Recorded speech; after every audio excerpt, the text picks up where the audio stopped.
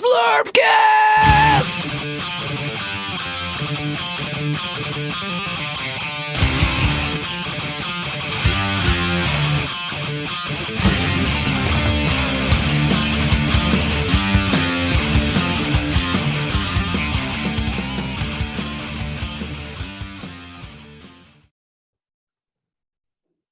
Is that the countdown?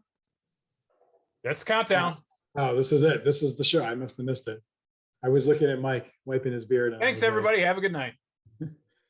Look at this book. Bloodbowl, the game of fantasy football. Who plays this? I don't know. Who watches this that likes that game? I don't even know. But guess what? This episode, we're going to talk about it. We got Biran with the gouged eye flag, extreme into 40 minor shirt, Mike in the flannel. I'm wearing a shirt you can get at Zlurpcast.net. It's like $22-ish. And, you know, not shipped. 22 plus shipping. There's no promo code. If I gave you a promo code, we would lose money. So there's no promo code. You just do that. Same. This show, however, we want to talk about not just the game of Bloodbowl, but Underworld Cup. Xtreme and Valdric both went there. And this is a tournament that is a lot of history that goes with it. So we want to talk about not just what went on with their games, but the whole experience. It's a whole thing. It's a whole to-do, some would say. I would say that. It's a whole to-do. It's a lot to talk about.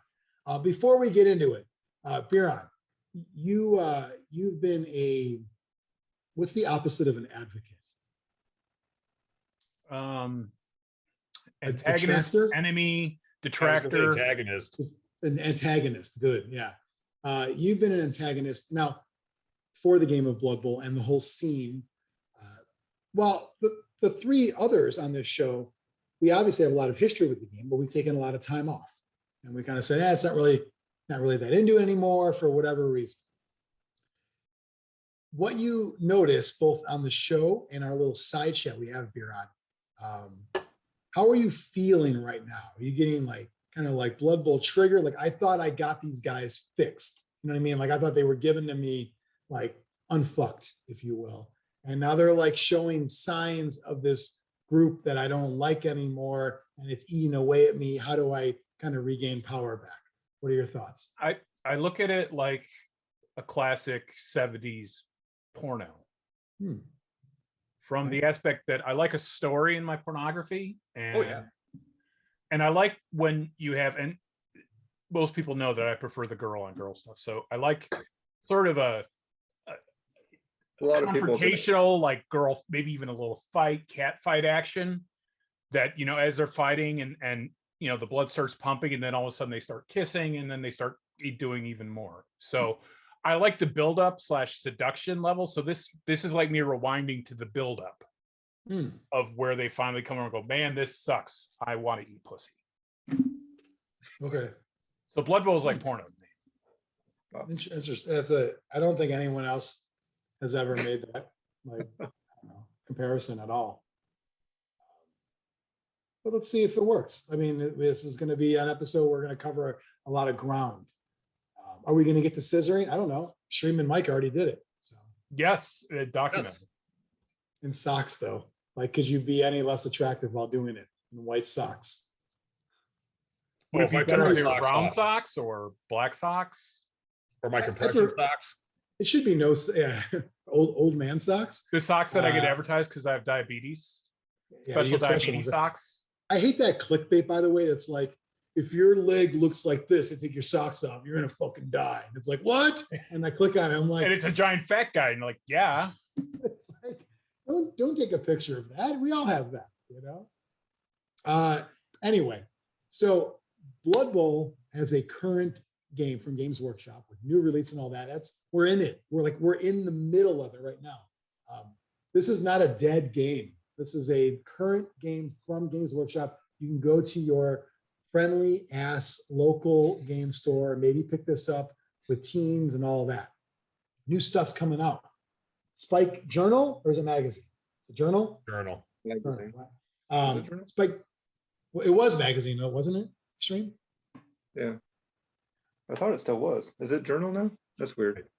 Don't I know. don't, I second guessed myself while saying it. Because, correct me if I'm wrong. Football Journal. Yeah.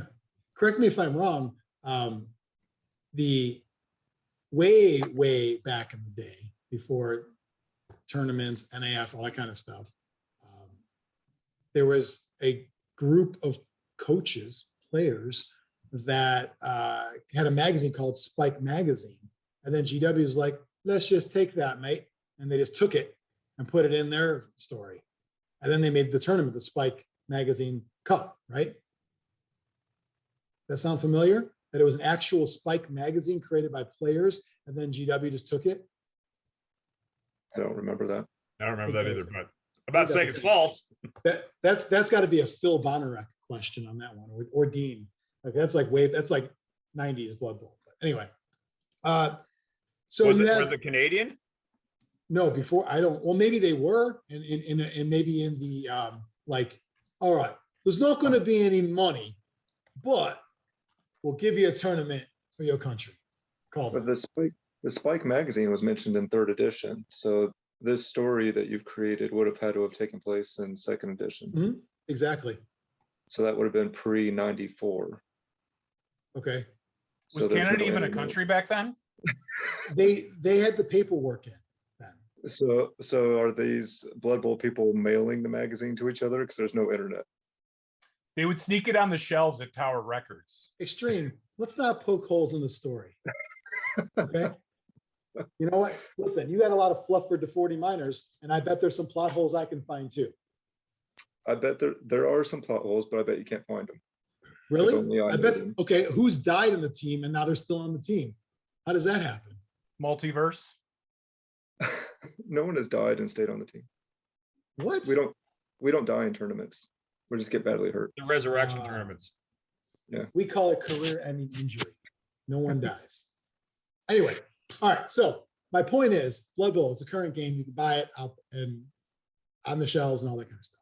However, in the Blood Bowl multiverse, another Blood Bowl exists, and that is a tournament sort of circuit that happens that it never really died. It slowed down with COVID, but it is ramping back up. And would you, Mike and Brian, or Xtreme and Valdric, sorry, I don't want to divulge secret identities here.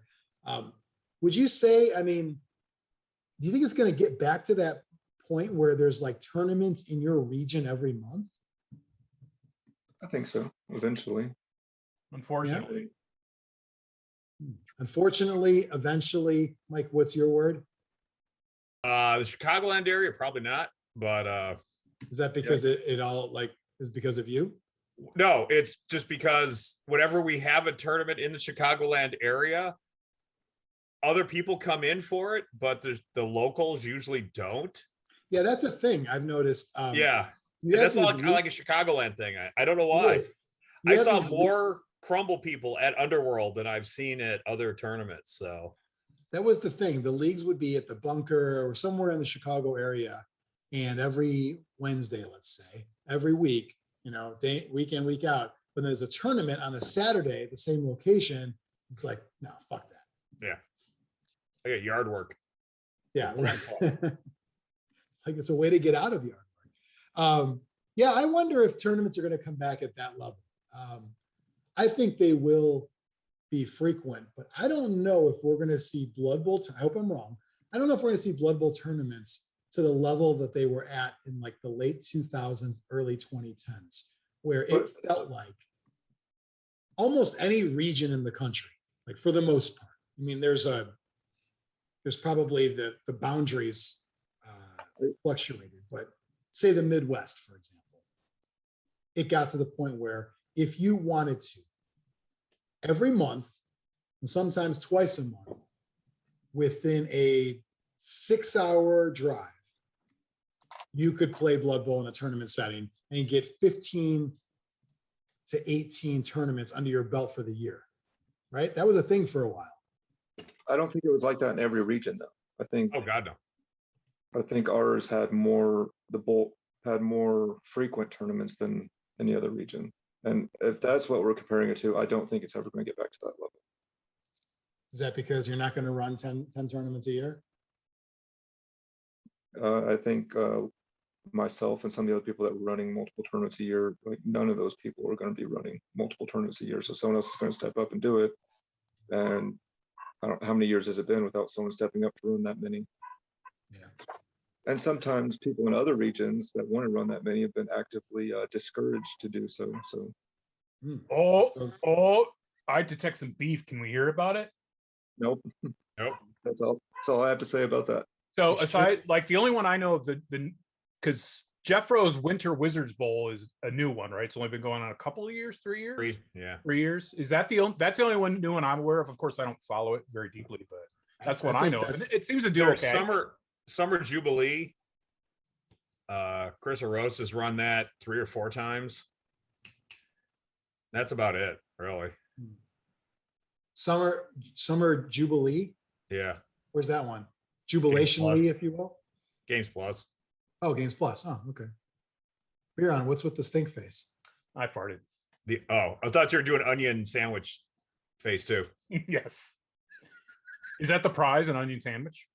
Last place prize, yes.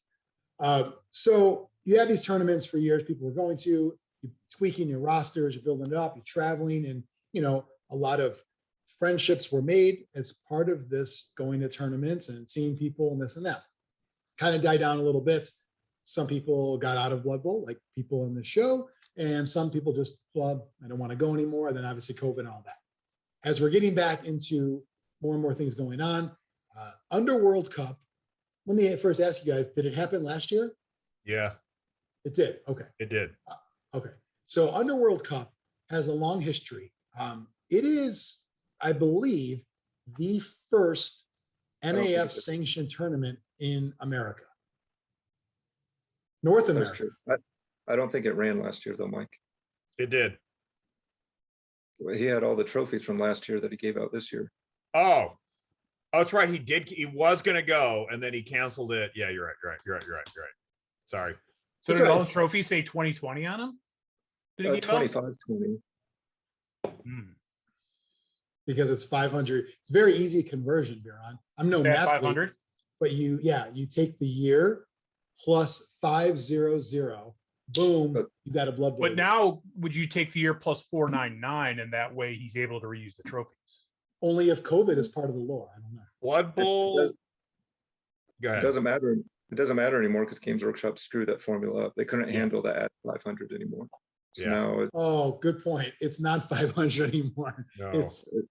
I don't even know what year it is anymore, but they switched to the Jewish yearing system, so it's like 4,083. Well, if they reverted back to 2000, it's probably like 480 if they just got rid of the last 20 years. Right? I don't know. It's something weird now. Yeah. Anyway, Underworld Cup.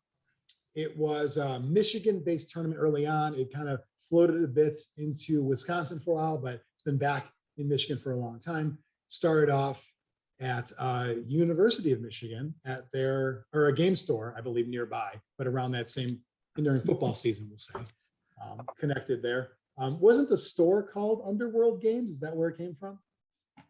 The store was, but it was actually held at a convention on the campus. It was at the UConn. Okay, where I ran one there too, one or two. Yep. At the game store that it all sprouted from was Underworld Games or something. Okay, like so it was out of a game store there. So a lot of history with it. Been going on since I think 2003, maybe even 2002. So the fact that it's still going strong is awesome.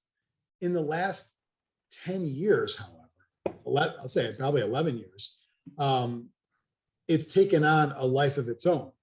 It's not just the old school, this has been around a long time tournament. It now has two key components. Well, three key components. And Xtreme and Valdric, feel free to jump in if I'm off base. Anything. Three key components that make it really unique and give it its own kind of vibe.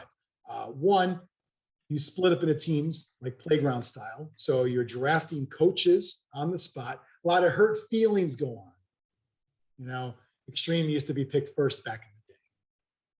Yeah, but before we get into that, where were you two picked in this time? Okay. So what were the two teams and where were you picked? I was playing dwarves. I was picked much higher than I expected. I think I was like 5th or 6th pick Like on my It was team. much lower. as expected. Oh yeah, Well, you played halflings. That doesn't help. played you. halflings. That was, I think the reason I was picked so high is because I had a death roller on my team. You were that And- guy. Not that guy. I mean, I was They the all had death anti rollers. If anything, I'm the guy without the star player. Ooh. Is that where you took? Is that what you said? I'm not doing that star player. Oh, hold on. We're gonna get to Okay. that. We're gonna get to the Very extreme. excited. What's the not hot take, but his stance, if you will. What grinds his gears? Yeah, you know what grinds my gears. So you're on different teams, right? Mike No, and Brian. Oh, same Same team. We're on the same team. Oh, Nurgle King team. the Steins. It was the Jeff Steins Rose and team. Chalices, Oh, the Steins and Chalice. but we're marked by the masks, the Bloodweiser and the Okay. The Steins were all Jewish guys. yes.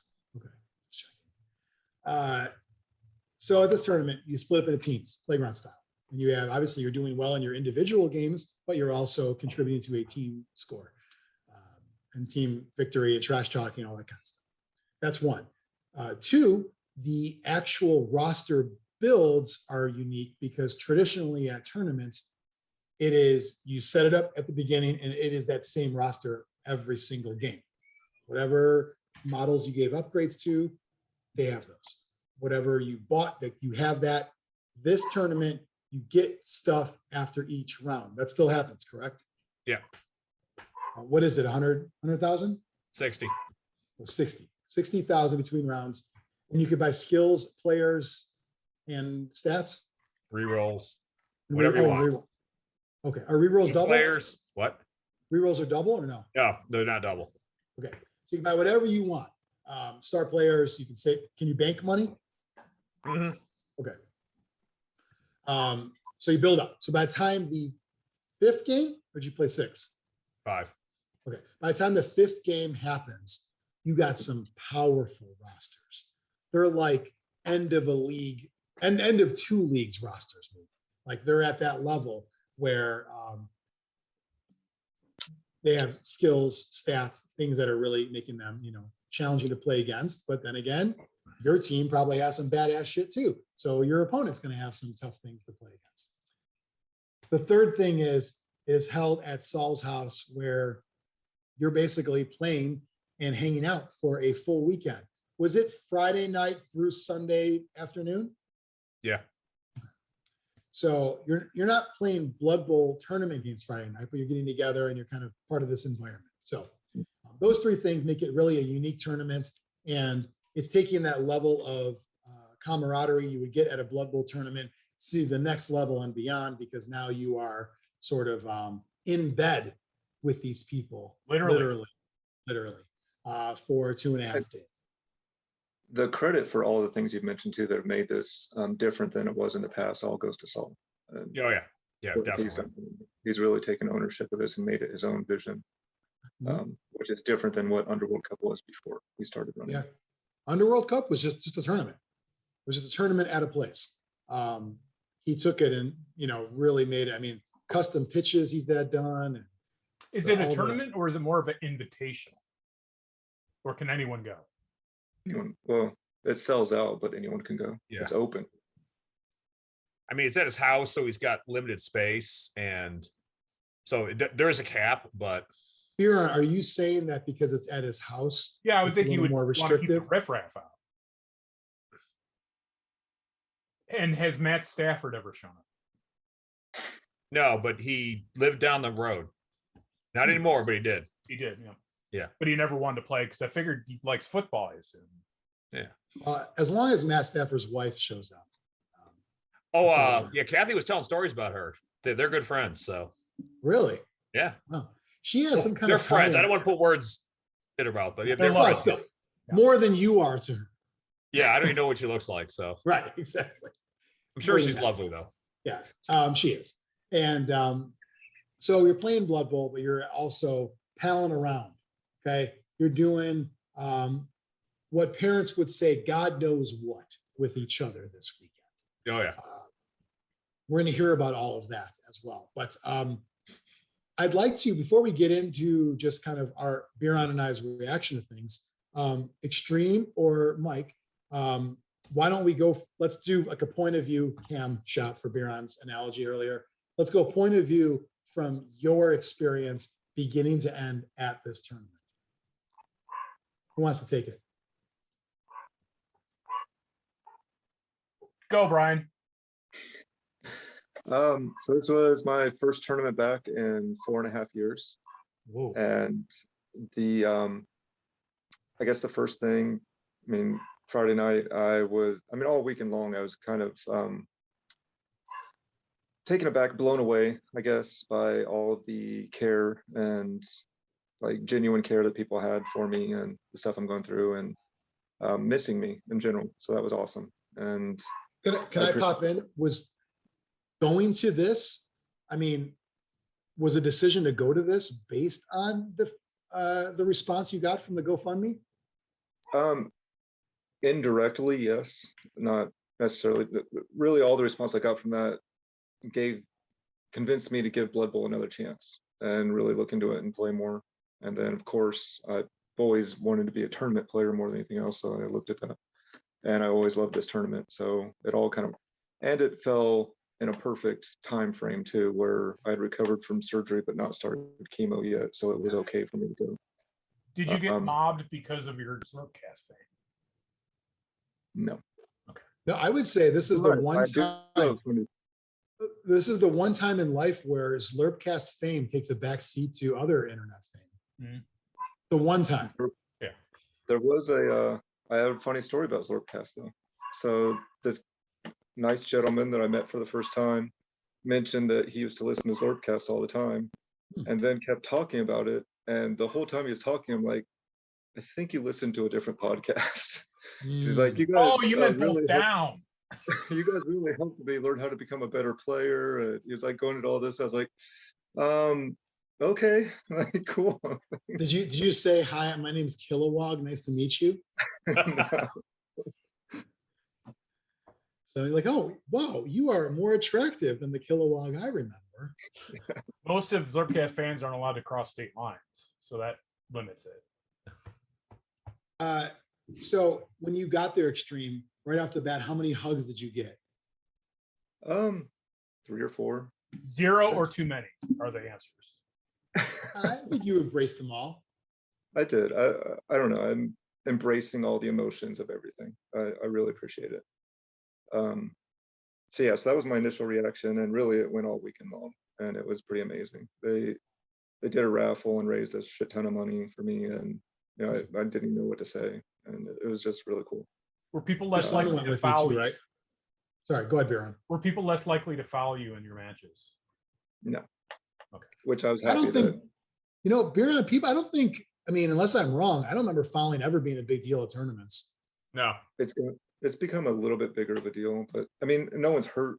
No one has hurt feelings. Yeah, it's not like a league where you could lose a guy and you're done. Yeah, it's not like that turn 16 unnecessary foul. Now it's fouling for a goof now, I guess is what we. Well, it's an actual strategy with some of these players now, but we'll get into that. Okay. Yeah, and so Xtreme, you brought your son with you to play, and did he want to go? He did. I didn't even ask him if he wanted to go. He kind of said, I'd like to go. I was like, oh, okay. I didn't think you would. What the hell are you going to play? Do you know the rules? When are you going to learn the new rules? Meanwhile, he skimmed how badly the book. Did he beat you when you played him? I was going to say, yeah, he skimmed the rule book in 8 minutes and was already better than you. We were on the same team as well, so I didn't have to play him, okay, which was nice. But so my goal going into the tournament, starting the tournament up, my goal going in was to win 1 game over the weekend, just win 1 game, and I won my first game. So I was like, all right, whatever happens now is all good. Yeah, you can leave happy at that money. Did you consider driving home at that moment? No. But the way the matchups worked out, it was pretty crazy. Like so of my 5 games, I played 3 people that I've known for years. Played 2 new people. 1 person I was really impressed with, and I hope In like becomes physical more appearance or playing prowess? playing prowess. He completely outplayed me from start to finish. And from the first turn, like I was like, oh shit, I'm in trouble, and I was the whole game. It was really Did fun. he say, this ain't Zlurpy Bowl, kid? No, I mean we had a good talk, and he knew who I Was it? was. So, Chuck Oh, Charles. yeah. He's Yeah. very, very good. Yeah. Like the first turn, he surfed one of my blitzers that was on the line 5 squares away from the sideline. And I was like, okay, you know what you're doing. And then just completely dominated the sideline the whole drive. And I don't know, I'm a little rusty, but even then I just got outplayed completely. All I could do is tip my hat to him. Your fedora. Sure. But that turned out to be my only loss. So that was awesome. Whoa. So so ties, I'd imagine a couple. One. Oh. So you were so 3-1-1? Yep. Wow. One tie. My tie was a very high quality tie. So it's pretty cool. Wow. Good job. Yeah, It's, it was much better than I expected it to be. So you helped your team do well. Yeah, for sure. Our team dominated. They took all the awards. Yeah. So you want to run through quickly who you played? Or no? Okay. Are we going to do that? I mean, we still have to talk about it. Oh, sure. Right, whatever you want to talk about. This is your experience. I don't care. I played Sean Morpheus. Okay. First round, and beat him pretty soundly. He was playing 2 star players, Carla and Acorn. Then the second round, I played Chuck, with his dwarves, and he was playing dwarves with Griff. And then I played Tad, and he was playing no stars, so that was nice. What team did he have? Necro. Bro. Yeah. Okay. I'm surprised because Tad's always been an elf guy. Yeah. And I can see where it's kind of hard to play elves right now, but I don't know if that affected his decision or not. Okay. But his Necro were pretty interesting. They were all Egyptian themed models. And then I played good old Rodney Dangerfield. I thought he was dead. Actually, I think I got those in the wrong order. I played Rodney third round. And he was playing the Corn roster. So this was my first time playing against the Corn roster, the NAF Corn roster. And playing against a very good coach, and I managed to tie him, so I was happy with it. So Biran, just to clarify, this is a living man named John Stevens who uses the NAF username Rodney_Dangerfield. Does he say underscore when he says his name? He does. Then afterward, he says no respect. No bloody respect, actually. 'Cause he's British. Oh, is he British or is he an Anglophile that uses the word bloody when he shouldn't? Both. He's the reverse. I mean, he is a British, but now Wisconsin British. But hasn't What lost is the it? accent. The accent's gone. Probably comes out completely? more when you drink. not. I noticed that. Now, wouldn't he gain a Wisconsin accent though? If he was going to, he would have by now. You would think so, yeah. I mean, we've known him for what, 15 years, and Yeah. He Has doesn't he have a put any Wisconsin accent. Has he put on Wisconsin weight at all? no. Oh. I There's think a lot he's of got. fat Brits though too. Yeah, but it's all beer weight. You know what I mean? They could pee it all out and lose 100 pounds. So extreme. So were you surprised that, because there's a lot of new coaches that play this game now that you don't even know. Were you surprised that you in a sense got like a homecoming of opponents? Yeah, and it was pretty crazy. I think when I was looking at the list of people that signed up for this tournament, it was like a third or more people that I knew. That wasn't as much of the new crowd, which is pretty crazy, but because I would have expected it to be a lot less. I mean, I totally expected if I started playing tournaments again that, 2 or 3 people might know who I am, and everybody else would be new, but it wasn't the Did case. you say, do you know who I am? I did not, no. Kind And of a big deal. Yeah, I have a jersey So- with my NAF username on the back of it. so in the past, in tournaments, I would always take kind of offense to people when they were filling out the score sheet at the end of the game and asking what my team name was. But I'd gone in with this, like, it's been a long time, it's no longer offensive, people can ask. And the only person that asked was Sean, who was giving me shit about it. So he did it as a goof. Yes. So are you saying that the big return of your team to 40 minors, it was highly anticipated by a lot of the crowd there? I don't know about that. I think everyone was just happy to see me come back. I don't think they cared what I was doing. You said that Tom Rummery also made a comeback too. Did your comeback overshadow his? He was heard of more in the tournament than I was. Because he's louder? There's an award Yeah. named after him. So Isn't it like White Castle Guy Award or something? the Burger Buddy. Burger But Buddy. the wooden spoon is a mug with Tom's face on it. Oh, wow. Extreme. It's You been don't that have way his for award. years. Yeah. You need an award, Extreme. No, that's all right. So yeah, you had a fun time. How about the, well, before we get into the app, like the weekend other stuff, can we talk about the star player situation since it's part of your story? I think it's part of both our story, but Oh, sure. okay, then that's fine. Anything else you want to cover with your journey? Then we'll go to Mike. I mean, not really. I had a fantastic time. So at one point in the second day, I texted Jenny and I was like, you know what? I didn't realize how much I needed this. Like, this was just so awesome. Like, the whole weekend was just positive all the way through, and I felt really good. I loved it. So I'm really glad I went. That's awesome. Great to hear. Mike, so you did not bring your son to the tournament. No. Where is he, by the way? Florida. Yeah. His son is named Florida Man. Yeah. Born Mike, in Who a doesn't Pizza have coach, Hut by the way? dumpster. Florida man. Mike, Mike's a little older than us. He might have fucked the entire Oh, state. I got grandkids. Are you kidding, man? Well, it's Florida, so you have He was- great grandkids. Oh, no. I had kids before the Florida thing. So. Conceived and born in a Pizza Hut dumpster. Mhm. So, Mike, you brought halflings. Tell me I brought about halflings. your experience at Underworld Cup. I brought halflings because I like having a good time. And 2 years ago, I brought Chaos Renegades, and I don't really play like super competitively, but I just kept winning.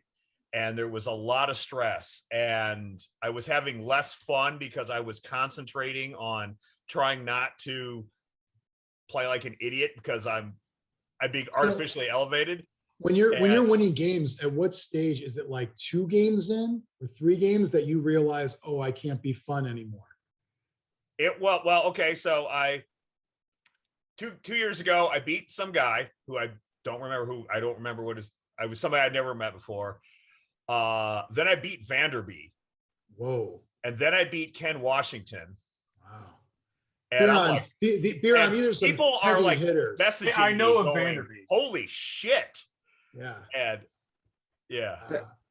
To answer your question, for me, it was always if I made it through the first day and I was Yeah. at the top, then it was starting to get real the second day. Yeah, because then you got to think about it at night, and it's yeah. And I just like having a good time. So I was playing halflings. I brought Acorn because he's just stupid and fun, and Deep Root because he's classic halfling. And two tree men, right? Yeah, he's a tree man. And I played Ken Barber, who is one of the New York people. Tree person. Yeah, no, he's a man. Well, I mean- trees are hermaphroditic mostly, so tree Mostly. like ginkgos aren't, but All right. anyways. So, okay, go ahead. So I played Ken Barber. He's playing Wood Elves. We both had acorns, so we couldn't play those. And Wood elves are a terrible matchup for halflings because they can just dodge away from the trees and whatever. But I was playing spread out defensively, and I got lucky with my dice, and we ended up tying, so that was cool.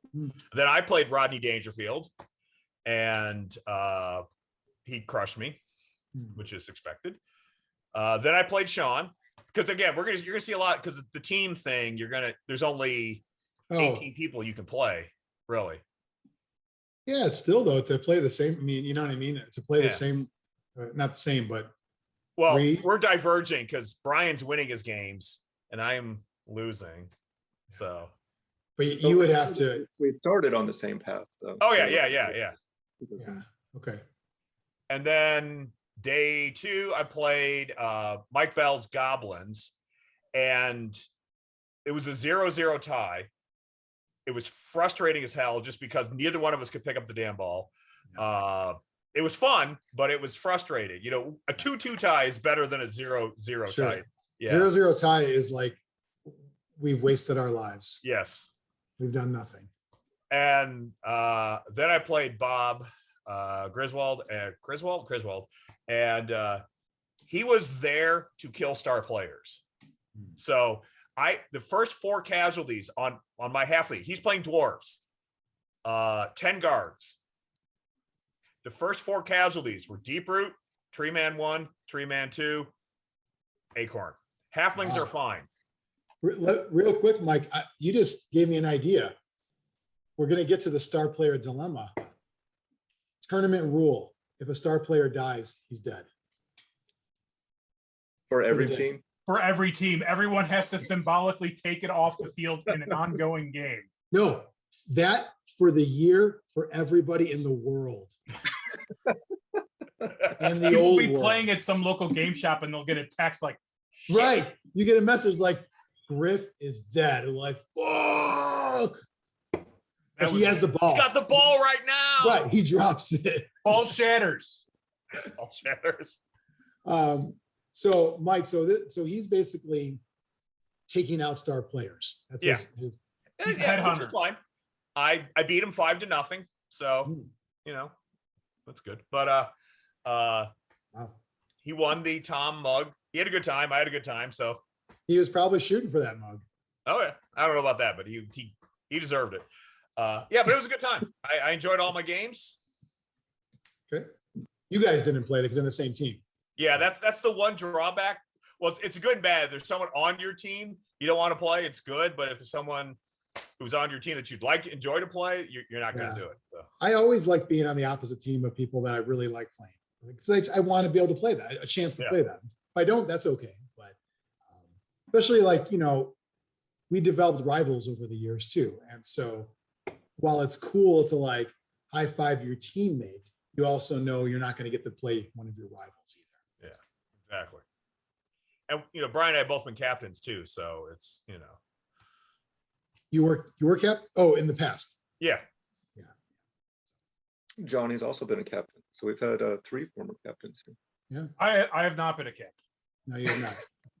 Yeah, we had a Zlurpcast battle, right? Or was me against you, Extreme?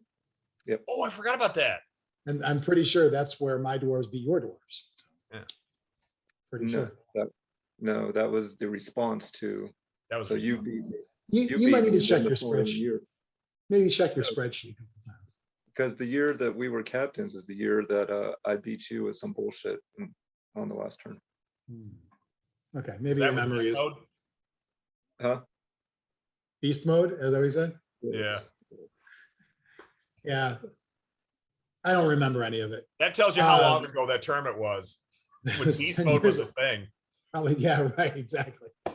I love like dated real life references, you know. So you guys are playing Blood Bowl. Do you want to get into the like star player stuff, or do you want to talk about the other sort of shenanigans that go on? What do you want to take this? Let's talk about the star player stuff. But Okay, so Extreme, your roster, dwarves, just to reiterate, did you bring this standard setup, or you have Death Roller, so not totally standard, right? yeah, so I think all tournaments now are giving you more money to start with, so the death roller on a tournament roster becomes more viable than it was in the past. And then this one might be bumped up even a little higher, I don't recall. But I had Depends on your tier. Yeah. so I had my normal starting 11, and then the death roller plus a bribe, but no star players. And that's, I mean, in a way, you took a death roller instead of a star player, Yeah. right? It's about, I mean, it's about 200,000, right? Well, I invested, it's 170, but then the bribe was really for the death roller. So then it's at 270, and I gave it a skill. So now it's at 290. Did you give him block? I give him pile driver. Oh, that's a new one. What does that one do? So after you knock someone down with a block, it's like piling on afterwards. So after you knock someone down with a block, you can go prone and then you can immediately foul them. So it's really good on the death. Does the driver get out of the death roller to do the pile driver? I'm kind of confused how that's even allowed. I mean, it depends on how your machine is built. I don't really know. All I know is it's really good for death rollers because they have Mighty Blow +1 on the block. And then once you go down, they have Dirty Player +2 on the foul. Wow. So you should expect whatever you hit with pile driver to go away. Did that work out for you throughout the tournament? Several times, but Okay. the death roller wasn't as huge of a presence as I expected it to be.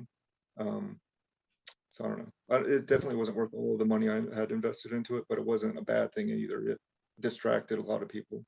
Yeah. And then, I mean, it's on the coach if you're rolling 3 pushes every time. Yeah, sure. It's on you. Yeah. That's you. Remember that. And also guards assist with fouls now. So Yes. Yeah, with the so- armor break. So you should expect with positioning to break armor with all your help, and then have the +2 from Dirty Player on the injury. So that's pretty awesome. And you can use rerolls on those too now? No. No. Oh, okay. Maybe there's a skill that lets you do that, though, right? No, skills. No. Okay, maybe not. I'm just making up my own shit. So Extreme, you have a dwarf roster with a death roller, and you're building up your guys throughout the event. So are you doing like skills, stats, upgrades? Yeah, I no stat, all normal skills. The stats and stuff I don't think are as, it's not like Underworld in the past where you would load up and like build some super player with stats wise. I think the stats are so expensive now that you're really sacrificing quite a bit. So it's best to just to spread them out with normal skills. Yeah, I mean, for a tier 1 team that has normal skills that are useful, I don't see why you wouldn't just load up on more skills. So I got a lot of guard, not 10 like Bob, but a lot of guard. And then my plan was to load up on Mighty Blow because I thought I was rusty. And if I could at least kill people, that's going to make it easier for me to play the game. You, in the past, you weren't normally a Mighty Blow kind of guy, though. No, not so much. I remember that from the old days, like depending on, I mean, any of the bash type teams, you were either a like not every, like somebody was really into taking those kind of skills like Mighty Blow. That's always what they did. And then it was, everyone else was like, no, I'd rather like mismanage the game type skills. There is like through just playing those 5 games, and I've been listening to a lot of people talk about the game and reading a lot about it, trying to catch up. But I do think with the more than one reroll a turn option, I think I'm going to go without the death roller in the future and get more rerolls than I normally would, and start throwing more 1-die blocks than I normally would. Now that I can have that security of using rerolls for whatever. So I think it's going to change my game a little bit. I think, hey, I'm all for more rerolls. I mean, it's, you know, obviously it's something well, in this tournament, you can buy them ongoing, but I mean, even just building a normal roster, you used to always try to get, what was always the rule of thumb in the past was 3 on a non-elf team and 2 on an elf team was kind of what we always tried for, right? I don't know. I always rolled with 2, but 2 to 3, I think is. Now it's like, no, I want 4 now. Well, you see a lot of teams with 1. because they need that money for their star player. Are you, Which is the leader still a skill or no? Yeah. So you still you get a reroll that way too. So Xtreme, tell me about the star player situation. You encountered a bunch, you didn't take any. Is this a good thing to see these star players on all these teams? I mean, I knew all this going into the tournament too. I was well aware of what was going on in tournaments. A Chaos Cup, I think, was the biggest coming out party for what we're looking at with the modern game. And I mentioned it several times to the people there. I don't think the tournament scene is in a good place right now because it's so dependent on star players. But I do think it's going to correct. Like, we're going to find rules pack and ways to correct it. I just don't think it's there yet. Right now, I almost compare it to War Machine, where you're taking like your caster. So now you take your star player and then you build your army or your team around him to complement him instead of the star player complementing your team.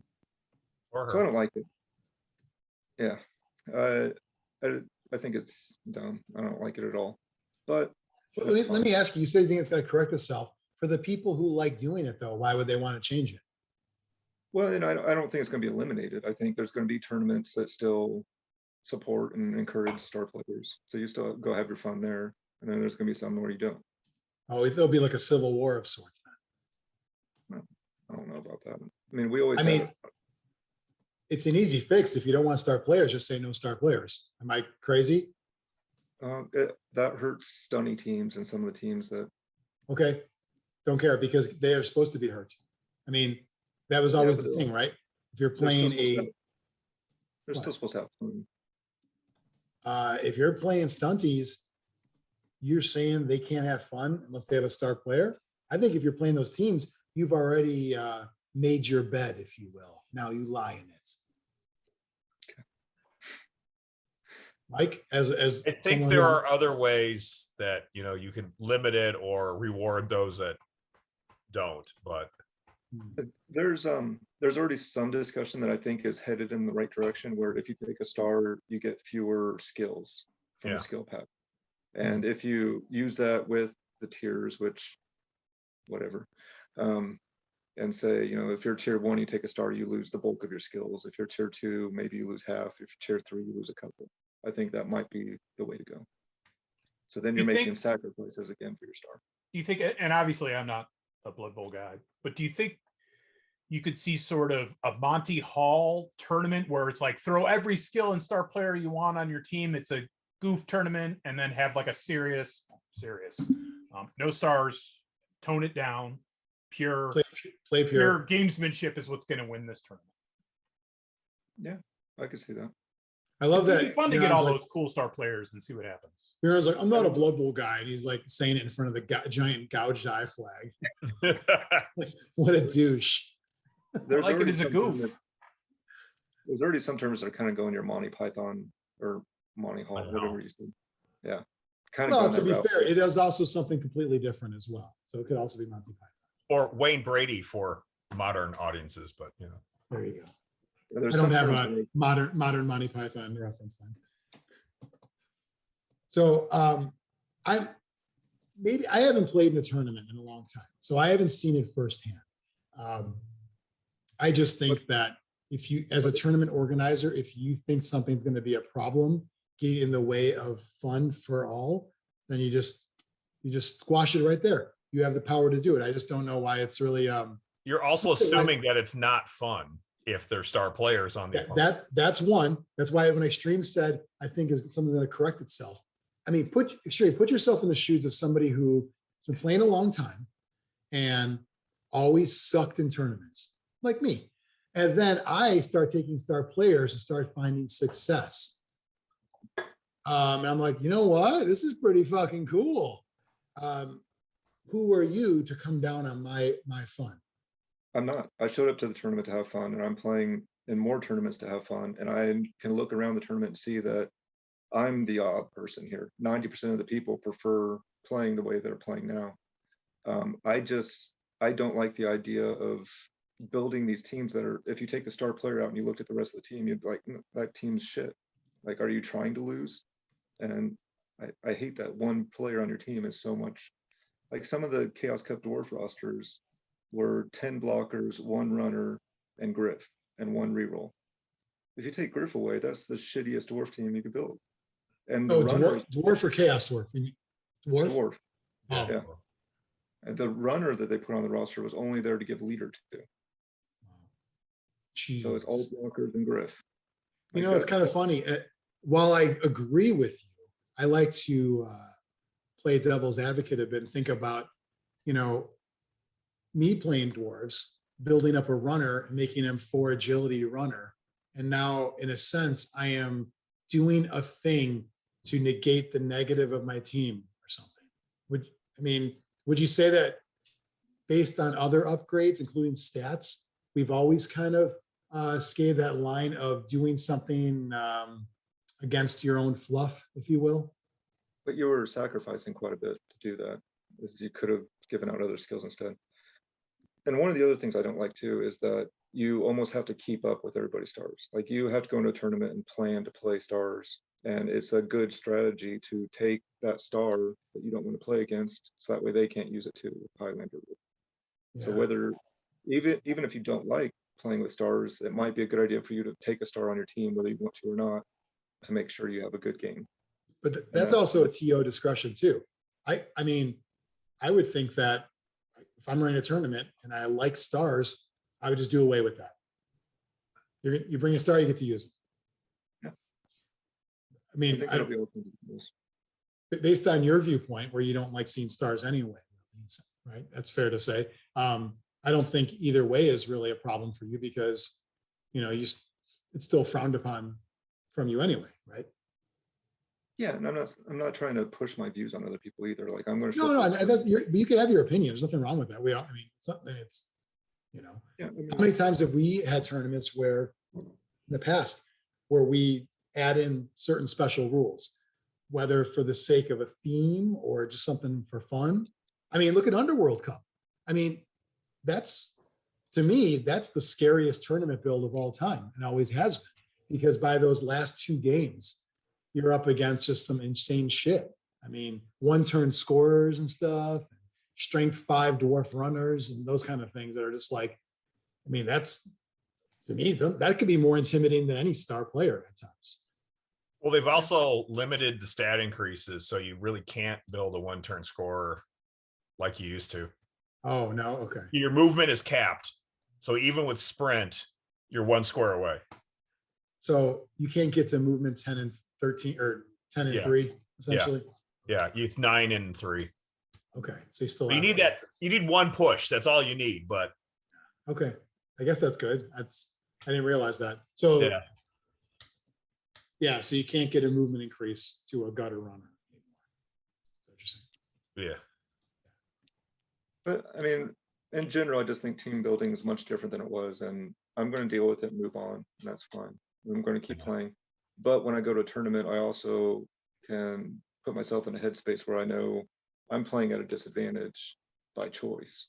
I'm almost like, hey, my dwarves are too good. I'm going to take a step back and play, you know, a tier 2 team because I'm not using a star player.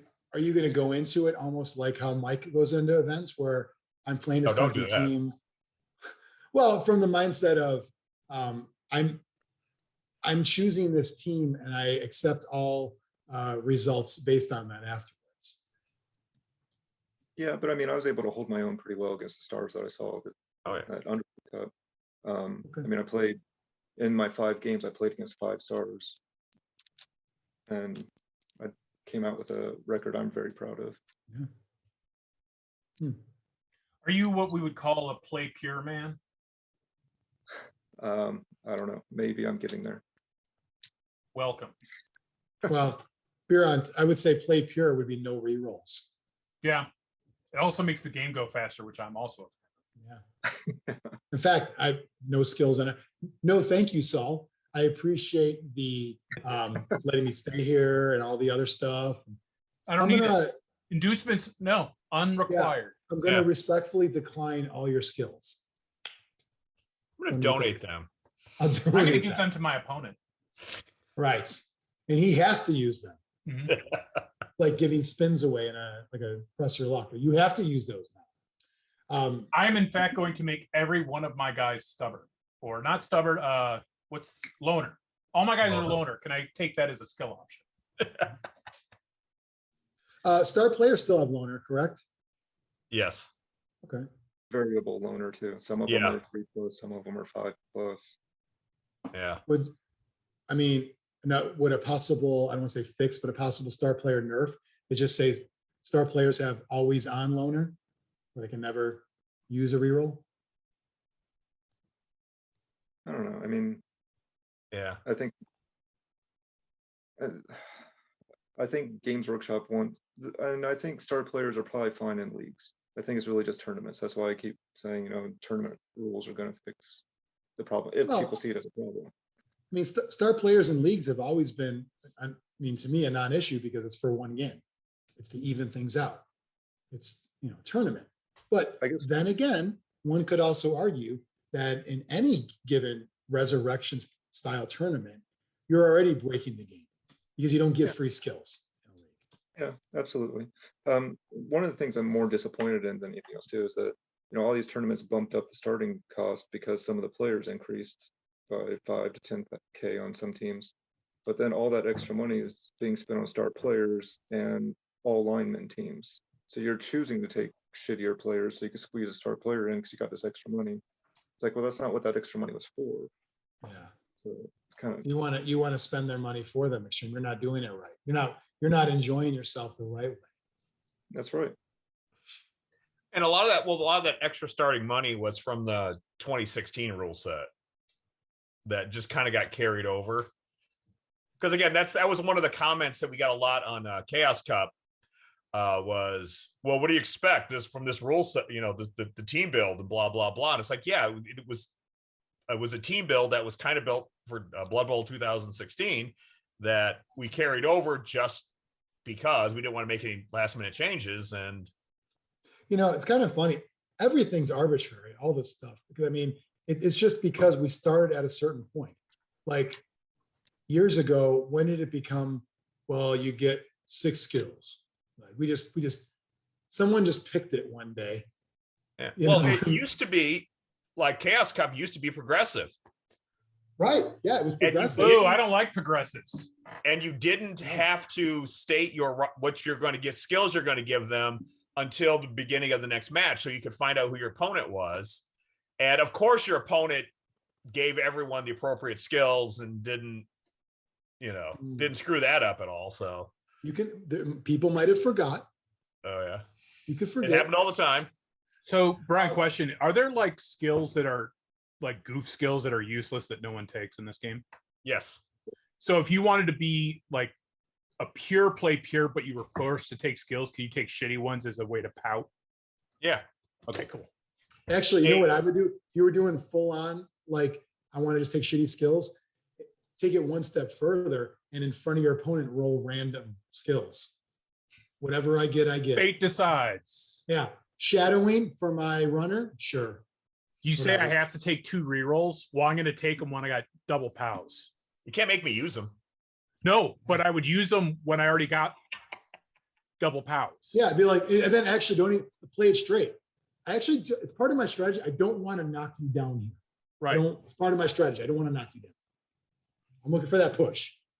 Mike, what's your take on the star player situation? Because obviously Brian has his opinions. Do you share them? I agree with Brian. I think they're undercosted for their value.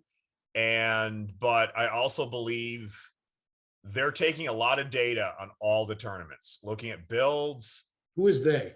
NAF Were they the governing body? for tournaments. Was this an Sure. official NAF tournament? What? Yeah. Oh, yeah. Okay. Oh, to answer your question earlier, Biran, so I don't think you can do invites and be a NAF tournament. Oh, it's So, like, got to if be you open said- for all. If you said I Well, want to have, There are some exceptions to that, but yes. Mike, you're not supposed to divulge stuff that goes on. Yeah, in a that's privileged situation where- information. Yeah. Mike knows stuff, but everyone else. Like new stuff. I don't know if it's that way anymore. Well, you could put it up and not advertise it and then say, oh, it's capped. like Kept it, my friends. Sorry, it's capped. And then somebody else joined. Oh, somebody dropped, and so they. or you could just say there's one spot left. Yeah. And they're like, hey, I'm in. Like, oh, that guy said he's in. You know what? What time did you post that? My friend just texted me 1 minute before. He's in. Yeah. Fuck you. But yeah, I think they're going to come up with builds that will address this. People that are more informed than I. I mean, that's part of the reason why I'm not putting out rule set for Super Bowl right now. Some of it's laziness, but some of it's I don't want to. I mean, to be fair though, the three of us have run NAF sanctioned tournaments for years. Yeah, but not with this rule set. What was what? But not with this rule set. Correct. But I mean, we did whatever we wanted to. And as long as it was like, I don't know, whatever the rules were, like to get it approved, it has to be on a website somewhere 3 months ago. Okay. Like, boom, approved. We did whatever we wanted. I had the headbangers ball where there was an extra guy on the pitch with the guitar fucking like smashing people with guitars. Like that was part of the rules. We did whatever we wanted. So yeah. I'm surprised that you guys think that the NAF will come down on rosters and builds. I think they're going to come up with guidelines. If if people think this is a problem, they want to balance it, you can do this, but you can do whatever the hell you want. Extreme, do whatever the hell you want. Within reason. Zlurpy Bowl, you did whatever you wanted. That was a different time. Yeah, it was a different time. You had a rock, paper, scissors tournament in the middle of the tournament. If that's not just pure chaos, I don't know what is. Some people might call it fun. So question. The one thing I found was there was that one team, like was it Underworld or something that won a disproportionate amount? Yeah. Was that the case at this tournament? Not really. Do you think that people will be able to star player their guys help that a little bit, or? So traditionally Biran Underworld was a, I mean, it was sort of like and you guys can correct me if I'm wrong, Mike and Brian, but I always treated it almost like another stunty team in that they were already kind of lower powered from the beginning. They had a big guy, they had a lot of goblins, they had a few Skaven, but they were like nothing, they had no gutter runners. They weren't like the good stuff. And so they were always kind of in that group for me. And now by taking them with a star player, it's like, and they gave them Snotlings, which is a super cheap lineman option, and the gutter runner because it came on the sprue. There's no game balance. It's just, it's on the sprue. Hell yeah. Wow. I think I bought that box too because I was thinking of using it for whatchamacallit, Blitzbowl. Yeah. Mike, you mentioned about possibly using the tier rating to impact it. Aren't Underworlds also rated as a tier 2? Yeah, well? But at their rate at least at Underworld, they were tier 1. Yeah, so they're rated at tier 2 because there was no play testing done. It was just of course. So a tournament organizer will can rearrange the tiers as well. Yeah. Okay. Do what you want. Exactly. Guitar Hero on the pitch. He's out there. So an extra guy on there. Just saying. Mike, you have star players you created at Super Bowl. Oh yeah, exactly. I'm shocked that that was getting approved in the past. Well, you were the approver. So no, I wasn't. You can't sign off on your own shit? You can't. I can't sign off on other people's shit anymore. But it was a different time. Valdric and Xtreme, they're friends. I'll approve yours if you approve mine. Any of that going on? I did that once like 6 years ago when I got questioned by it. I'm like, okay, all right, never doing it again. I'm just saying we did whatever we wanted to in these tournaments. It wasn't an extreme tournament. It was somebody rando, but it was a different time. It was because I mean, Slurpee Bowl 13, the process to run it was started, and then I stopped. And you're saying, okay, so I misinterpreted. When you said different time, I misinterpreted. You mean a different time as far as NAF regulations, not a different time in the rules, or did you mean both? Well, when you keep saying, we just do whatever we wanted, we did everything crazy. It was a different time within NAF regulations. Yeah. I'm not saying it in a negative way, by the way. Oh no, it was. I mean, great. And I had more fun then. So. Yeah. if all those tournaments that I'm speaking for myself that I ran, because every single one had something unique. Even Chaos Cup with the Chaos round that I might have We taken have that not from Tom. established. We have not. I got to ask Yeah, Tom I don't- Andrews. I I don't don't. know. I think it was, but every tournament I've ever run from, well, maybe even Underworld probably was the first was the normal one because I didn't know what I was doing, but that was my first one. But from Heroes Challenge, like we're gonna do fucking push-ups in the middle of this tournament, and only good guys get this bonus. Sorry, like every single one that I've ran had crazy rules, and I'm not throwing anyone under the bus as far as they were all NAF approved. I'm talking about from a memorable and fun factor. That's why people came and showed up and they went year after year. In Extreme, you ran Street Bowl, you and Mike, Street Bowl tournaments with extra fun rules. We all did fun rules. And that was a blast. That was, to me, a big part of why frankly, why we got Zlurpcast out of this whole deal. Why we talked about these fun things. If we were talking every month back in the old days, Extreme Zlurpcast, about the same old tournament, like, all right, well, here's what I took this time. Same as last time, same skills because everything's the same. If we didn't have weird weather tables and all that, I don't think we would have gone to as many events. And we're made to feel like the weirdos for that, I think. Yes. In the modern era.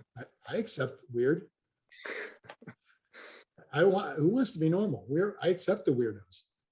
But again, I'm it was saying. a different time. We were because we were doing all this, giving extras to giving extras to Stunny teams and whatever. We were looked at as the weirdos, and now this has become the norm. And we were looked down upon now because we weren't doing the tiering system and all of that. So, not that I'm bitter about that now, but it sounds like we were in like a band, and like now that kind of like we were in a punk band before we sold out. Yeah, on that whole thing. It's a different time. I don't know. I just think that at this point, looking at taking a step back, and Mike, this was as much your return to playing as Extreme. Is that fair to say?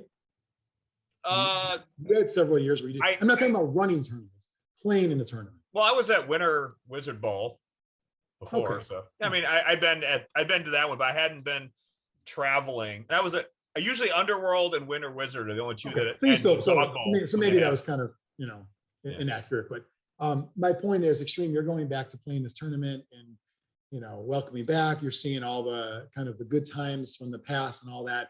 It's all hugs, high fives, having a good time. This is all like this star player stuff, and all of these discussions that we're having. That's all like a back seat, right? That's all secondary stuff, right? Yeah, for sure. I mean, you sat down to play the game and it was still Blood Bowl. Like even with all the changes to the 2020 rules, like Spencer, I was texting Spencer throughout the weekend too, because he had all kinds of questions, the good Spencer. And he asked me, because he's looking at possibly playing at Adepticon. He's like, so the big changes are the kickoff table and passing? And I was like, I know this sounds like a cop-out, but my answer is the big change is that there's all these little changes that everyone's still learning. And I have two examples from the tournament where normally you would expect the people at the top table and kind of the 2 or 3 people watching to know the rules. But there were 2 different times where I walked by the table and I wasn't super confident with the rules either, so I wasn't going to just jump in. But someone was trying to throw a prone player, and someone watching the game was adamant, oh no, you can't, they have to be standing. Which that is the way it used to be, but not anymore. Not anymore. Now you can throw a prone or stun player, but they didn't know that, so they played it wrong. And I wasn't sure myself. So the kibitzer, you have a kibitzer with wrong rules. Yeah, but because the people playing weren't confident either, they accepted him because he sounded like he knew what he was saying. They accepted that rule and played it wrong. And I had just played my opponent who threw his down player because I just accepted that he knew what he was doing. And when I went back and read the rules, he did know what he was doing and they played it wrong. Was the other guy kicked out then of the weekend? Kick him to the curb? No. Okay, because I think there should be a no kibitzer rule in tournaments. Whatever.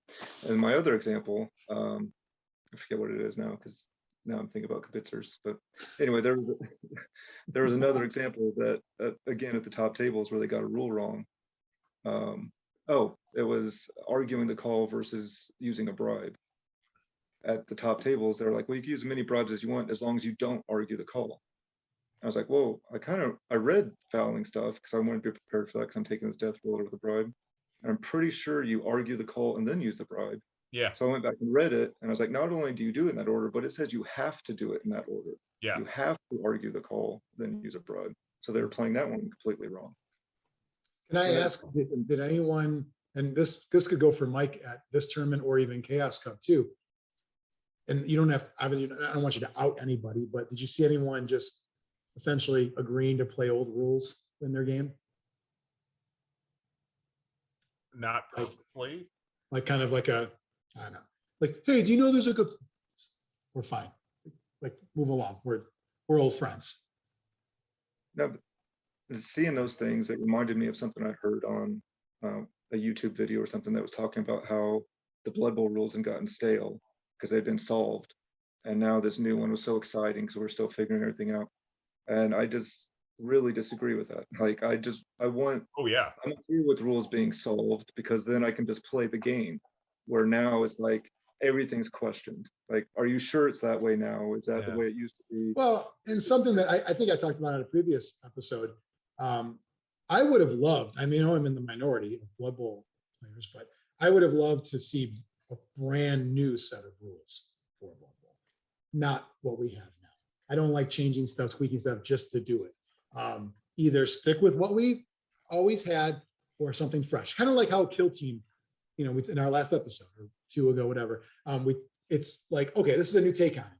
There's still some things that remind you of previous versions, but essentially it's a brand new game. I would have liked to see that or nothing at all.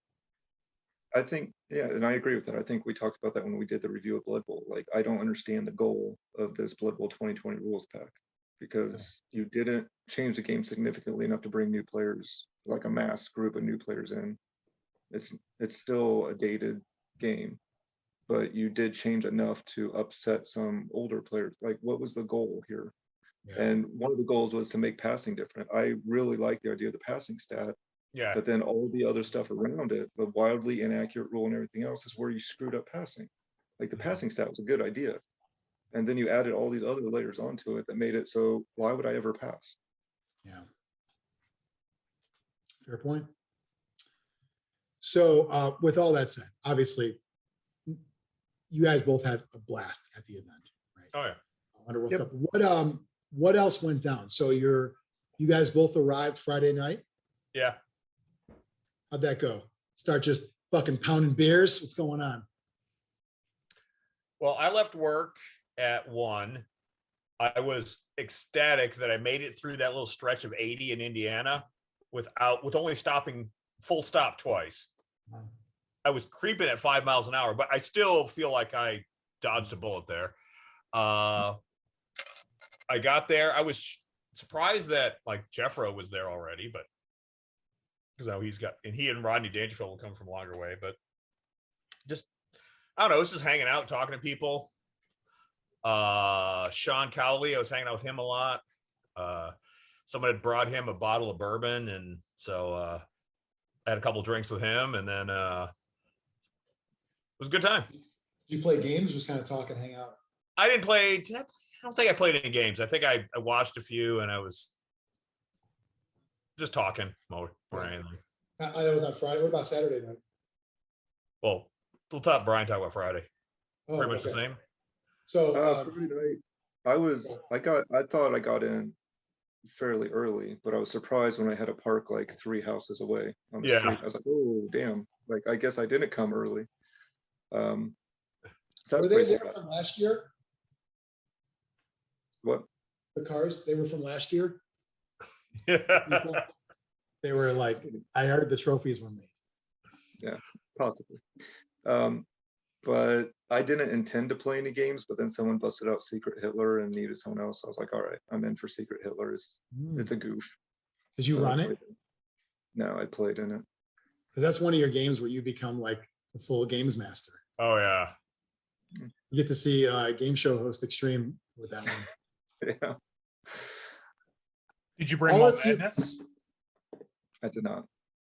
all it takes for Extreme to be party host is something within like a Nazi kind of thing. Yeah. That's all it takes. There's not a lot of requirements to see that side Or of at him least come a out. social, A Yeah. social Nazi. He's a social Nazi. Yeah. Only like when it's attached to a Blood Bowl tournament. It has to go with that. So that was Friday. So somebody busted that out. You're playing that. Yep. Were you having some beverages too? Not Friday. No. I might have had one. I did have one tester to see how it would go, and it went good. So Saturday was a different story. Okay. Any drugs? No. Just my blood thinners, and I'm just saying, Mike, you said we're at a different time now. Back 10 years ago, there were only a whole lot of states that allowed certain drugs. Now I'm pretty sure you can do whatever you want. So Michigan, it's like marijuana, come here, recreational, go to college to major in marijuana. It's if you Google Zlurpee Bowl right now, you actually get a picture of some. It might be a giveaway for the next event from Extreme. I don't know. It is green, just saying. So that was Friday night. You guys get up Saturday morning, ready to play Blood Bowl. Extreme starts to kick ass. Mike probably at the bottom tables, whatever. The day goes on. When does it wrap up? Around like 5 or 6? No, it was later than that. It was like almost 7. Oh, because you guys probably take like long lunch breaks. Right? Yeah. There's a lunch break, and then there was dinner, which was this really good Mexican food. And did he bring it was it like a catered kind of thing? Yeah, it was catered. Yeah. Oh wow, nice. Yeah, because that's another benefit, of that tournament is you get your fee covers food and beverages. Anyone destroy the bathroom? I did. Yeah. I'm We'll just get to saying, that. Mexican food where it's like you could probably go up for seconds and thirds. Oh yeah. Like, sorry guys. And the beans were left over the next day, so yeah. All right, so Blood Bowl wraps up. Where are we on Saturday night party? So throughout the day, I say from lunch on, I was drinking more than I have in a couple years at least. So you're drinking while playing Blood Bowl? Yeah. Oh, okay.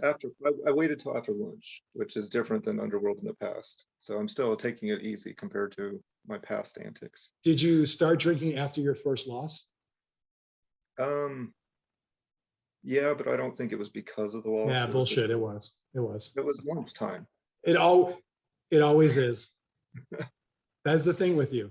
When you hit that loss, that's when the Stein comes out. After that first loss, you're like, fuck this. It's happened. Mike, what about you? Drinking and playing? No, surprisingly. That started after my game with Sean, after dinner. Okay. Because Saul's he's got the bar, and then he's got the drawer, and then he's got the under drawer. So we started off, and I was having Saul, give me a little tastes of the various scotches that he had. Yeah, because he's got good. I remember going and getting the good shit like Friday night. And I was like, I'm going to taste some of those $300 bottles. Okay. And the problem was we started off with the $40 to $50 bottle stuff. And I did not realize how much I had been drinking. And so I think my last memory was about 11. Was that it? I don't know. When did you text people that Mike's really drunk? I'm not sure, but so I was sitting at the bar, kind of watching it all take place, mostly drinking beer. I sampled a couple of little things, but I was mostly sticking to beer so I can control myself.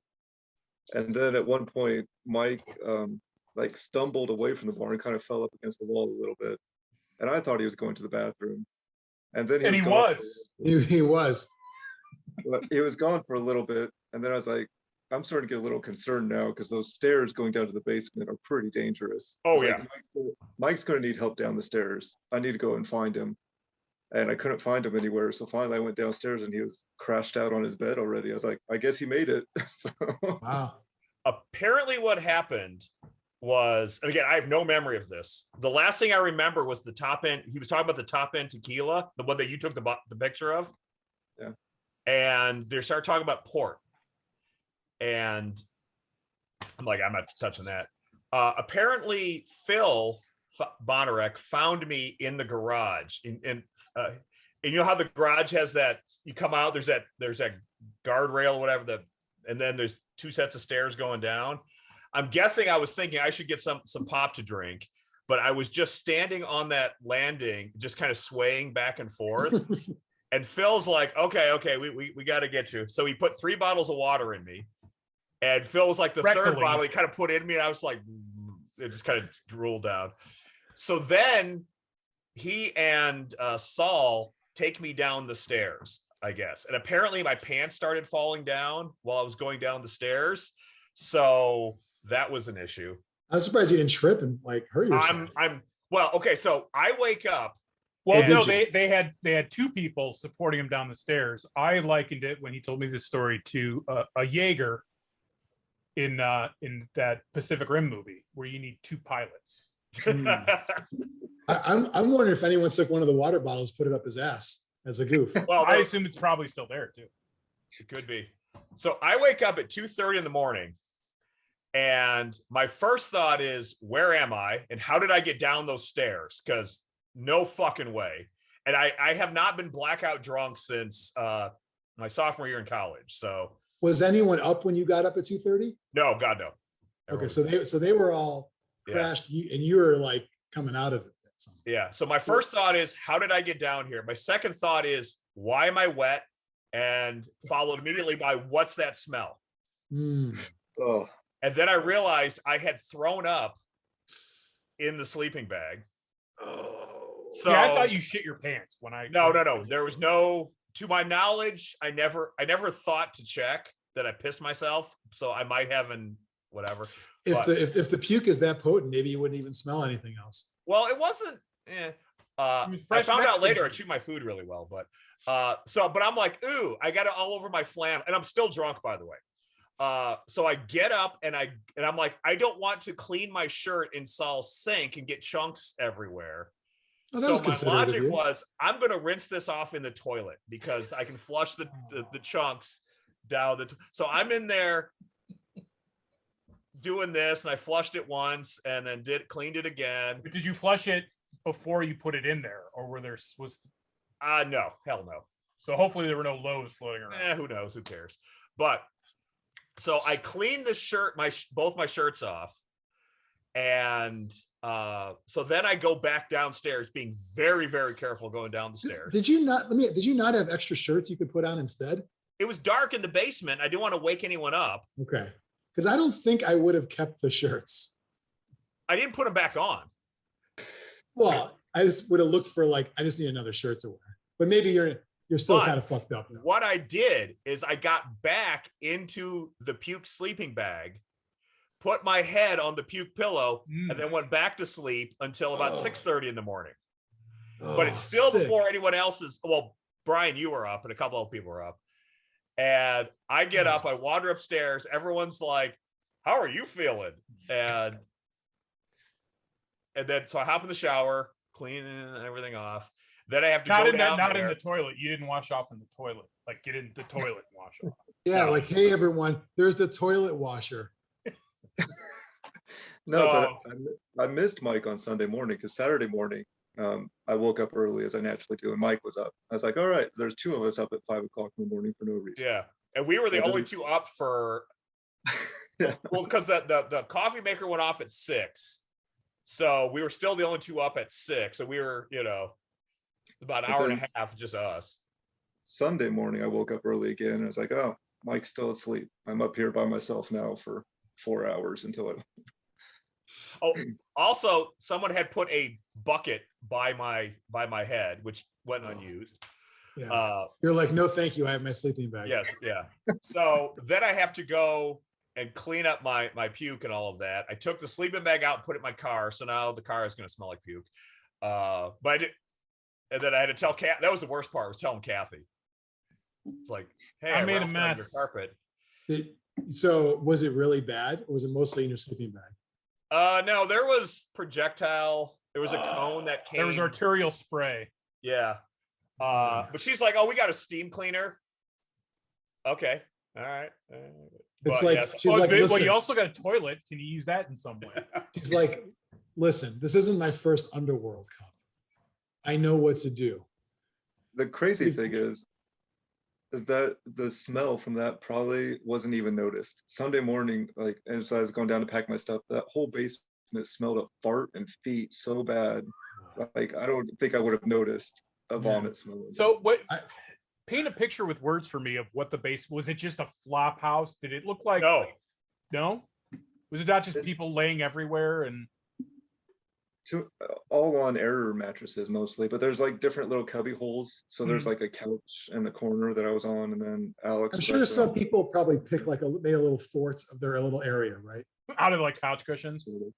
Yeah, I was Put up like the gay way wall back in the so they can corner. lay next to someone. Well, and not I be gay. remember wasn't that one year Josh Aldis had like didn't he have like a inflatable woman or something that he woke up? Was that like, you remember that? Is that a real thing? Yeah, that was a real thing. Explain this. I don't know this story. I just remembered, wasn't that like I don't know who, I think someone it was brought one of it? those like life-size Barbie dolls, and I think it's Saul's daughters probably. They're like 4 feet tall, and he woke up next to that. That was his sleeping, his air mattress was up. Wow. Yeah. I just think about, those moments when like there's puke, and Extreme is saying there's probably various other odors. Like, man, did anyone else puke, or were you the only one? No, I was the only one. Oh, I'm surprised. I guess That's people are only have the a getting, trophy second for time in that. my life I've thrown up from drinking. So wow. Did you get a Yeah. trophy? Most No. drunk? No. that'll come up next year, I'm sure. Did you get Toilet Buddy Award? That'll come up next year, I'm sure. So yeah. Yeah. It at was this not point- it was not my shining moment. And then I had to play the rest of the tournament without my flannel. So that sucked. I would argue it was your shining moment. Yeah, I could say it. Yeah. Is this I- As long as you're not embarrassed by it, it's a shining moment. Yeah. this was, look what I'm happens. just embarrassed because I feel bad that I took that. Now the host has to clean up my mess. If it would have been my house or is this one of like yours, it would filed have been okay. But Kathy filed this just under the- opens up her house, and I feel like I took advantage of Desecrated. Did you that. say I'm old and incontinent? You can't blame me. Yeah. Well, it's either I'm like the young college kid, so I'm gonna like fuck around, or I can't control anything anymore. Yeah, Other side I of this. think what I would have said is your husband kept pouring this alcohol into me. Well, she This was is what there. I mean, he So- does do that. Mike, but, we categorize this as the see what happens when Katie's not with you. Yeah, exactly. Well, Katie is the one that pooped on Brian's floor, right? Yeah, she's the floor pooper. So Yeah. and so Well, that's, you know what? Hey, would it be a Blood Bowl tournament if someone wasn't blackout drunk? yeah, I guess. That's when you look at online, I see a bunch of dudes taking their shirts off and doing a lot of homoerotic behavior. Mike, I think what you're doing is exactly what's expected from a Yes. Blood Bowl coach. And what that is something new where it's always a Blood Bowl thing going on and people take their shirts off. Did that happen Well, here? No, Except when they're washing them in the toilet. except when you're Or did you jump in the toilet and washed it while you were wearing it in the toilet? no. This was I actually went into the toilet in the front. That's the pee only toilet. So Well, You pee went there only with and your puke shirt? only. pee and puke only. So yeah, I would think you would want to go to the other toilet. to you would wash- think. You would think, but no. What I what took if my a friend has shower and Man. no. It's funny you mentioned the pee toilet because I have a friend of mine, his wife, whenever we're over there for drinks or dinner or something like that, and she goes upstairs, I go, "Are you going to go poop?" Because the upstairs toilet is where you go poop. Well, I mean, And she would say, "Yes, Someone- Brian, I am." I would actually pee in a different room anyway, just to make you wonder. Mm. Just to, so you think about it. Extreme, how are you handling your alcohol? Very well. I was actually really surprised because I drank more than I probably have in the last 3-4 years combined. And my tolerance is the same as I remember it. Mine's gone down because I used to be a big time binge drinker where I would drink once a week, but that once a week it was like a case of beer. Yeah. Now if I have like 6, I really feel it. You're doing 30 Bush Light. The 30 pack of old style. Yeah. Yes. Well, Mike, you went playing halflings. I'm here to have a good time, and you didn't let anyone down. And I got to drink the good stuff. I'll never be drink able the to do good that stuff? again until. I mean, to be fair, the good stuff didn't last very long inside of you. Doesn't matter. But I'll know to Yeah, I commented you're supposed to start with the good stuff. Well, that's what I do at the house, but by the good stuff, I mean the $40 bottle. The stuff that isn't in a plastic shatterproof bottle. Yeah.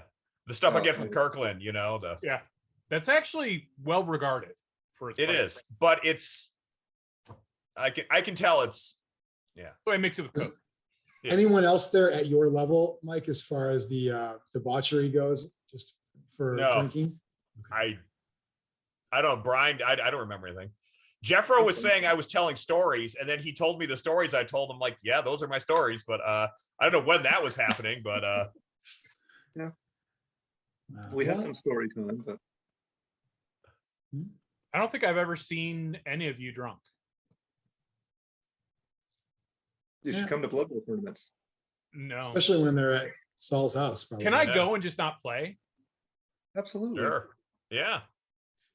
I do enjoy watching Blood Bowl. I do that often. I can say that there's a really good chance that I run some Blood Bowl tournaments in my house next year, and you're invited to come and not play. Count on it. He's going to make you do score sheets, though. Okay.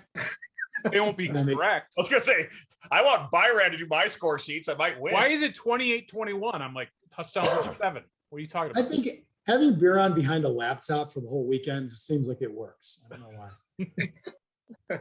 Like, put him to work. I only have 3 in front of me right now. There you go. So overall, Extreme, Mike, Underworld Cup, you would do it again? Oh yeah. 5 Slurpees? Oh yeah.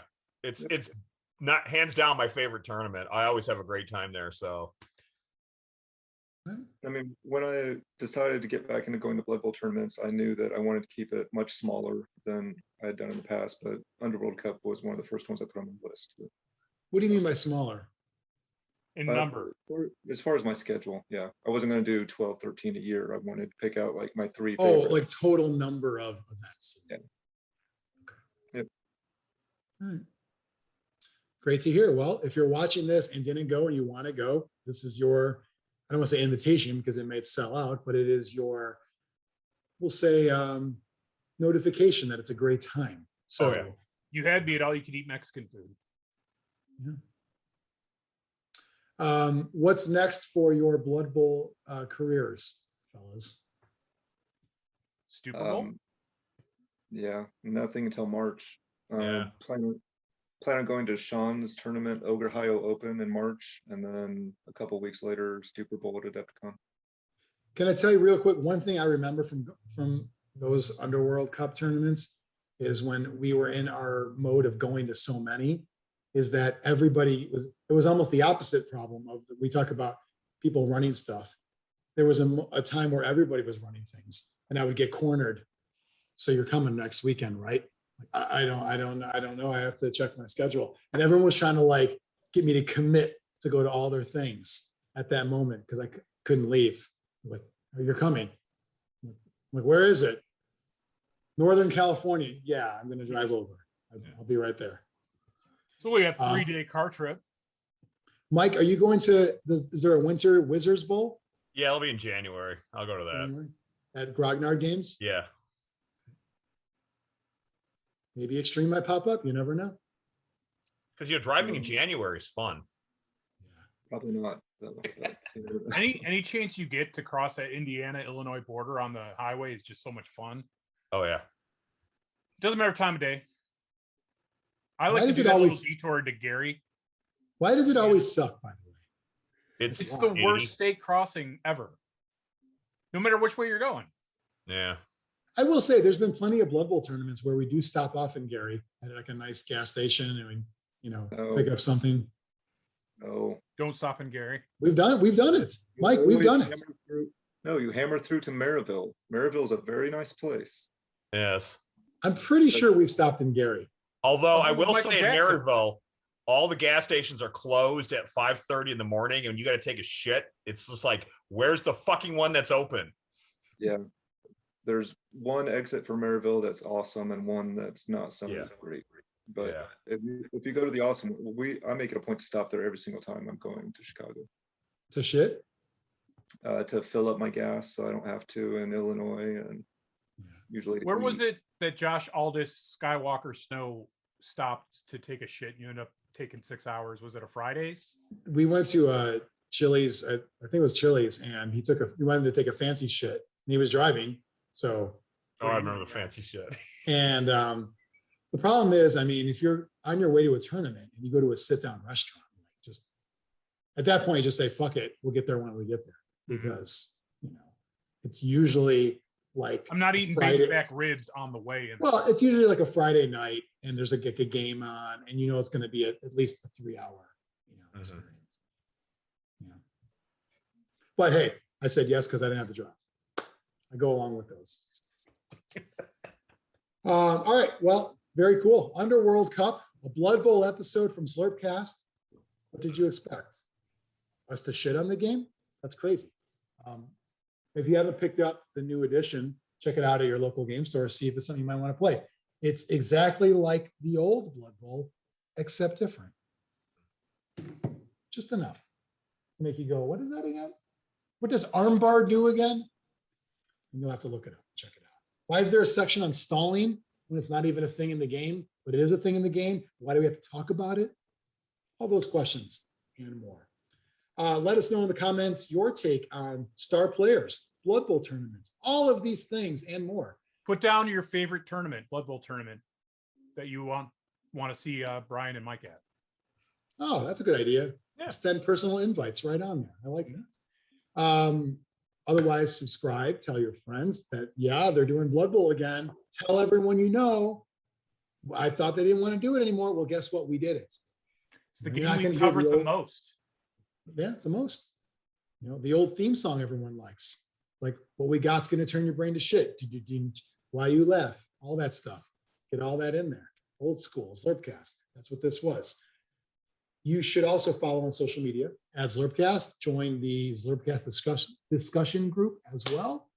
And lastly, somehow Biran has that gouged eye flag. Make him an offer. He's not a Blood Bowl fan, but he has the flag. Make him an offer. He can't refuse. That's it.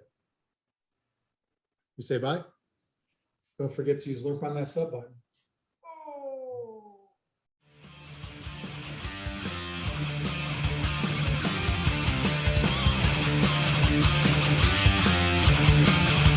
Zlurpcast!